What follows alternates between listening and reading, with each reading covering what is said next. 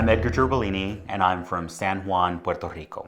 I remember the beginning of high school, was ninth grade, and going from elementary school, middle school to high school, it was such a huge, different world. We went to a big high school, and we had a big quad where everyone had to cross across this like park garden area to get to everyone's classes.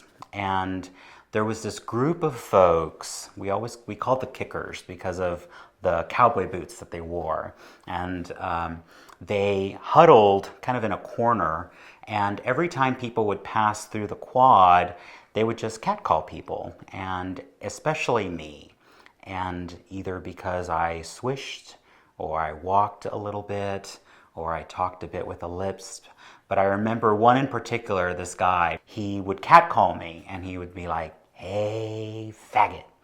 Or he would start doing kissing noises to me. "Hey, come over here." And I always felt so cold and angry, and I wasn't sure why, and it drove me crazy. And I would tell my friends, and I really wasn't sure what to do about it. I lived in kind of this weird fear and shame because of it.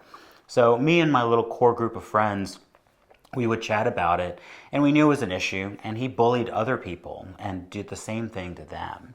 And I remember it was environmental science class, not the most exciting class ever.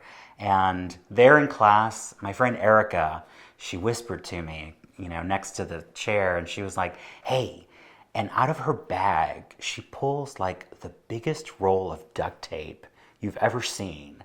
And I was like, "What is that for?" And she goes, "Get a hall pass and meet me outside."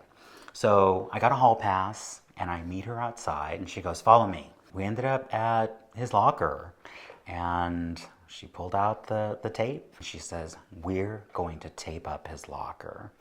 So we started taping up his lock on the lock, and by the time we were done, and it took both of us, so there's always one of us was watching the hallway while the other one kept wrapping his lock, and by the time we were done, it was this huge ball surrounding this lock. So she's like, "I think that's good enough." And we went back to class, and the bell rang, class changed, and we found a spot where we could overlook the quad and also see his locker. So Eric and I stood up there, and we kept watch.